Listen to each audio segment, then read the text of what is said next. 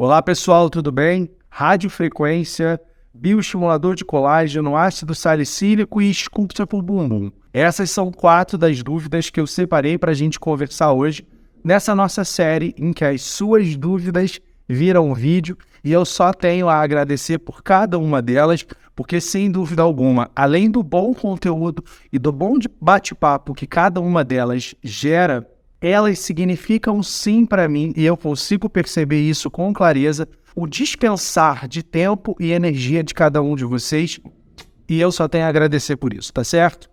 Bem, no primeiro vídeo então, que já era um vídeo dessa série, do Sua Dúvida Vira Vídeo, o segundo vídeo, olha que interessante, a Mirlene Pontes, no vídeo então, de radiofrequência, como atua na flacidez, ela botou assim: bom dia, doutor, estou fazendo sessões de radiofrequência para desmanchar nódulos de Sculptra.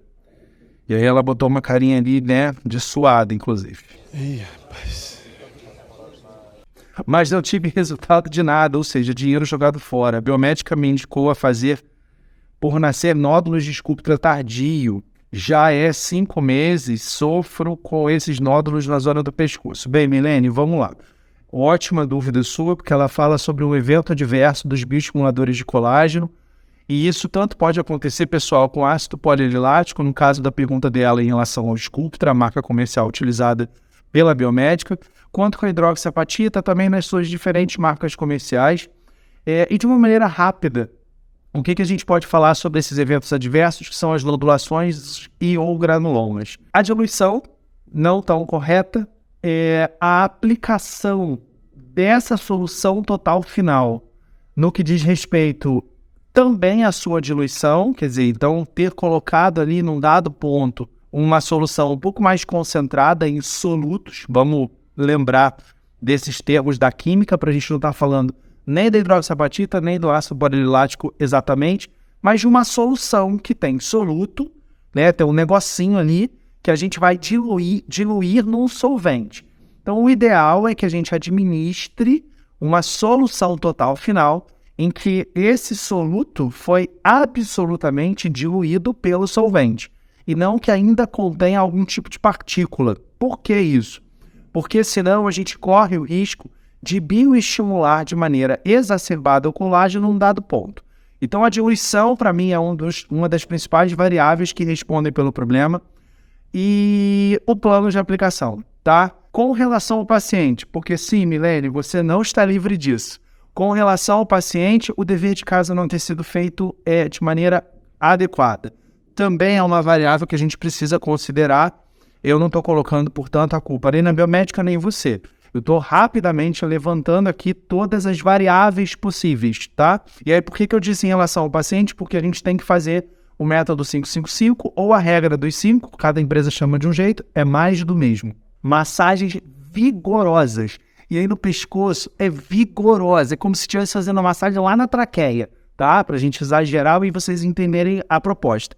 Massagens vigorosas, 5 minutos, 5 vezes ao dia, por 5 dias. E aí vamos combinar? Isso não é uma tarefa fácil. Alguns pacientes dizem que vão fazer ou que fizeram bonitinho e nem sempre isso é uma realidade. De novo, eu não estou colocando a culpa em você, mas variáveis todas expostas e não muito bem cumpridas, a gente pode sim responder pelos granulomas e ou nodulações, tá? Maneiras de corrigir isso. Eu não escolheria a radiofrequência como principal tecnologia ou a primeira tecnologia. Não penso que esteja completamente equivocada. O aquecimento daquela região local pode sim acelerar o metabolismo local, tentar de alguma forma acelerar o processo de degradação daquela nodulação, mas às vezes a gente vai sim precisar de injeções intralesionais de alguns medicamentos específicos. Então, talvez essa abordagem possa ser um pouco melhor conduzida, tá bom? No vídeo de bioestimuladores de colágeno para o pescoço, pescoço é uma área importante, hein, pessoal? Tá com tudo. A Maria Cláudia Forte coloca assim: doutor, 1 ml é o suficiente para fazer o pescoço? Maria Cláudia, não. O vídeo demonstra eu fazendo, na minha tecnóloga em cosmética e estética lá da clínica, uma seringa, e nela eu usei a hidroxiapatita da MES, que é o Radies, Mas a gente poderia, de novo, estar falando de qualquer outro bioestimulador de colágeno. Então, nela eu usei, naquela sessão, uma apresentação.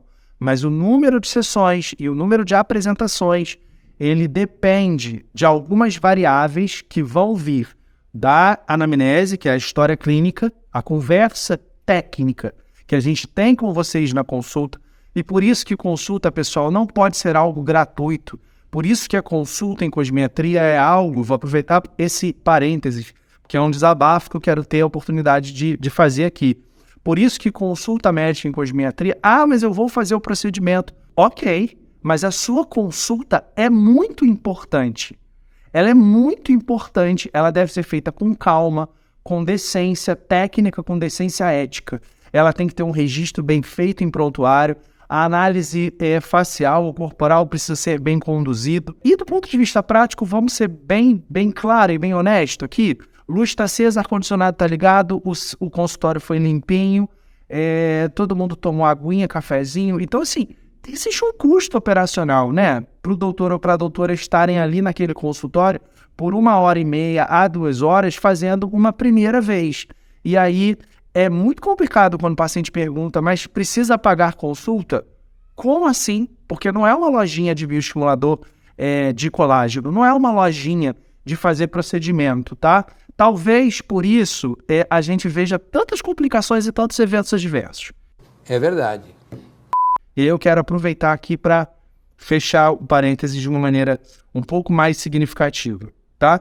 Então, Maria Cláudia, voltando, desculpem o meu desabafo. Aquele vídeo demonstra uma paciente que, segundo as suas especificidades, o que é individual para ela, eu defini um X de sessões, sendo uma apresentação por sessão. Mas, basicamente, idade e grau de flacidez podem modificar essa história, então não fiquem com essas receitas de bolo na cabeça, tá bom? No vídeo sobre ácido salicílico tira mancha de queimadura, a Joana Dark sobrepôs uma outra dúvida, que é, doutor, qual a pomada que eu devo usar para tirar manchas de ferimentos? Joana, são muitas, porque depende da fase em que você está no ferimento. Se esse ferimento já é um ferimento, se nós já estamos numa fase tardia desse ferimento, aconteceu uma hiperpigmentação pós-inflamatória, enfim, então assim, são muitas as variáveis e de maneira virtual a gente não consegue resolver esse tipo de questão, tá, pessoal? Eu, aliás, já falei isso outras vezes e aproveito para reforçar.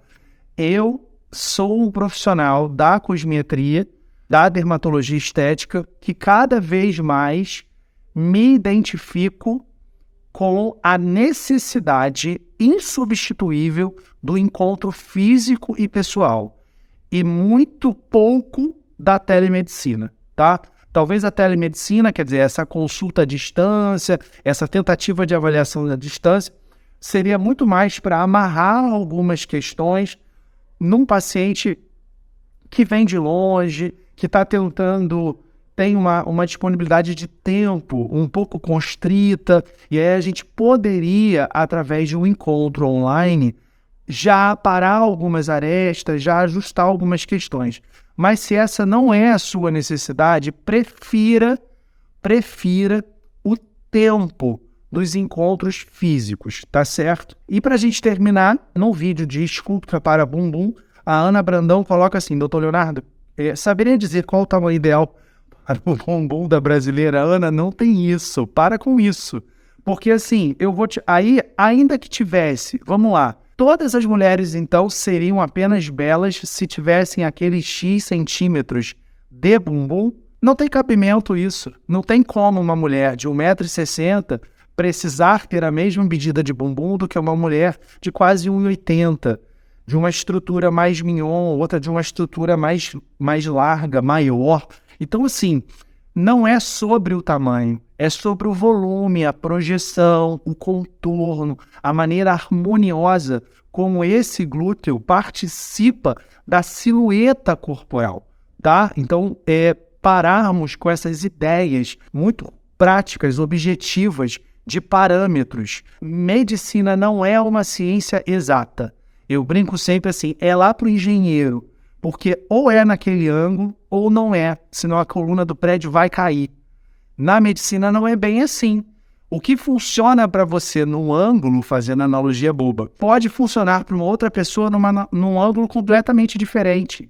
E nós não estaríamos certo ou errado aqui ou ali.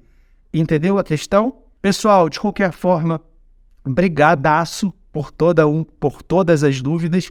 E a gente está tentando em 2023 separar aí 4, 5. Quando são mais curtas, a gente até vai um pouco maior, a produção quase puxa a minha orelha. A ideia desses encontros é que a gente, como vocês percebam, eu esteja na minha casa, que eu consiga gravar do consultório, de ambiente. Às vezes eu gravo lá da pós-graduação onde eu dou aula.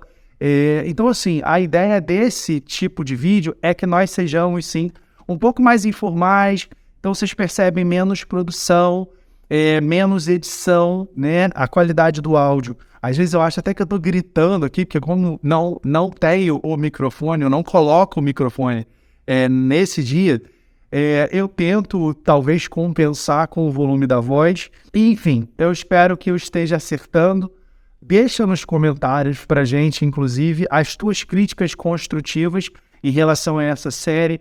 Tá valendo a pena? Vale a pena eu continuar me dedicando a responder vocês, ao expor a dúvida de vocês, que eu super entendo que pode ser a dúvida de muitos outros.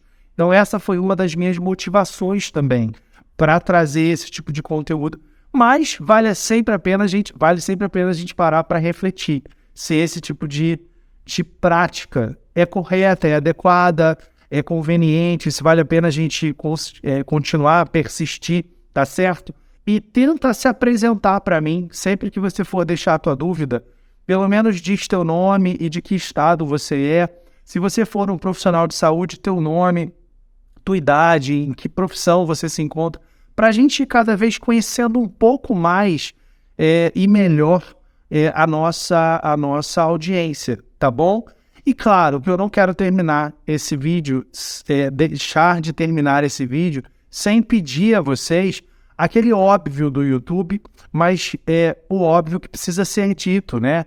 Que é vocês darem um like de vocês, se vocês gostaram do canal, curtem esse tipo de conteúdo, se inscreverem no canal, ativarem o sininho, compartilhar o canal com toda e qualquer pessoa que, tal como você, curta estética facial, estética corporal. Acho que depois aí já de muitos vídeos, né? A gente tem praticamente todos os assuntos em cosmetria, né? Injetáveis, não injetáveis, tecnologias. E isso muito pode servir para quem está almejando aí começar um tratamento estético, ter uma análise crítica sobre o que ouviu aqui ou acolá, sobre o que leu num blog, num vlog, não sei que lá, que log, então um som de coisa agora sim. Enfim, a ideia do canal é ajudar vocês esclarecendo e informando e de maneira gratuita. Mas claro que para que ele se fomente na sua continuidade, no seu crescimento e no seu desenvolvimento, super importante que você demonstre estar curtindo e estar se inscrevendo, tá bom? Então eu não queria deixar de terminar esse vídeo sem pedir isso para vocês, tá certo, pessoal? Mais uma vez, obrigado pelo carinho da audiência. Beijo grande, até semana que vem, nos nossos próximos vídeos, e juízo para a pele de vocês.